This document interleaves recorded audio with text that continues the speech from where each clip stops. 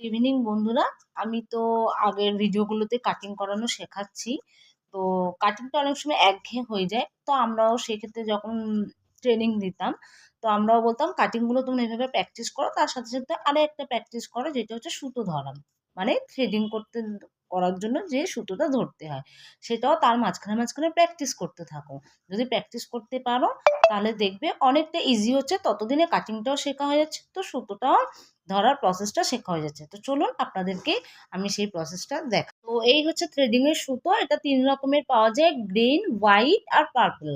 তো আমি সাধারণত গ্রিনটাই নিই। এটা মজবুতও হয়, অথচ যখন আমি থ্রেডিং করি তো তখন দেখি সেটা লাগেও কম, খুব স্মুথলি হয়। এবার নতুন সুতোর ক্ষেত্রে তো একটু লাগবে। তারপর যখন নরম হতে থাকে কিছুদিন ১ সপ্তাহ ইউজ করার পর দেখবেন অটোমেটিক্যালি এটা খুব সফট হয়ে যাচ্ছে।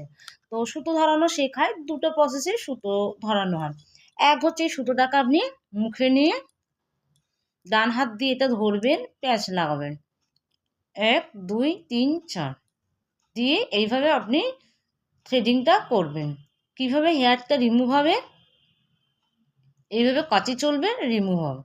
কিন্তু করোনার পর থেকে যেহেতু পয়জনটা অনেক সময় বেশি হয় বা কথা বলতে গেলে অনেক সময় ক্লায়েন্টের ডিস্টার্ব হয়, তো মুখে মাস্কের প্রয়োজন হয়। তো সেই ক্ষেত্রে আমি করোনার পর থেকে আর সুতো নিয়ে কাজ করছি না।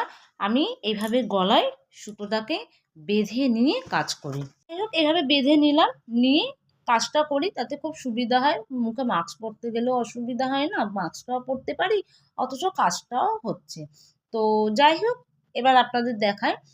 এই হচ্ছে বাঁ হাত, এই হচ্ছে ডান হাত।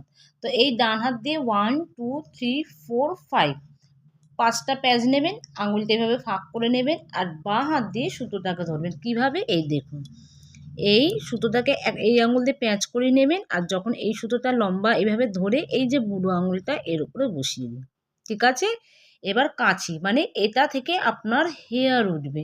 এই এই যখন কাঁচিটা চলবে তখন এইটা লক হবে, বাঁ হাতটা নিচে নামবে, ঘাড়টা উঠবে। যদি আপনারা মুখো সুতো নিয়ে করেন সেম প্রসেসে, ঘাড়ের জায়গায় মাথাটা একই। কি হলো? এই এই ঠিক আছে? এই এই আগে এটা চালানো শিখুন। যখন মনে করবেন চালাতে পারছেন তখন পায়ের লোমটা তুলবেন। দেখুন কিভাবে পায়ের লোমটা তোলা হয়। আপনারা পায়ের লোমের উপর প্র্যাকটিস করবেন। এই কাঁচিটা ধরছেন, দেখুন এইটা দিয়ে আপনারা তুলবেন। এই দেখুন, ঠিক আছে? এই দেখুন, প্রথমে ছিঁড়ে যাবে, কিন্তু আপনারা দেখবেন খুব ভালোভাবে এটাকে রিমুভ করতে পারছেন। ফার্স্টে আপনারা সুতোটা চালানো শিখুন। আর পায়ের দেখবেন, যেহেতু দেখুন আপনার তো নতুন হাত, কাউকে তো কেউ তো করতে দেবে না হাতের বা পায়ের লোম তোলার জন্য। তো নিজে পায়ের লোমটাকে নিজে তুলে সেটাকে শেখাটা প্র্যাকটিস করতে হবে। ফার্স্টে পায়ের লোমগুলো তুলুন, তুলে তুলে শিখে সেটাকে প্র্যাকটিস করুন।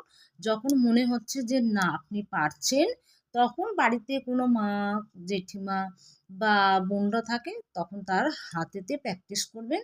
দেখবেন খুব ইজিলি প্র্যাকটিসটা হয়ে যাচ্ছে। ততদিনে আপনারা এই প্র্যাকটিসটা করতে থাকুন, করতে করতে দেখবেন আপনাদের অনেকটা ইজিলি হচ্ছে।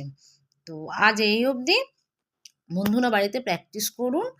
তো কোনো অসুবিধা হলে আমি যেমন বলি বারবার আপনারা আমাকে জানাবেন, কারণ আমি তো বুঝতে পারছি না আপনারা কিভাবে শিখছেন বা কতটা শিখতে পাচ্ছেন। তো আমি তো চেষ্টা করছি দেখানোর।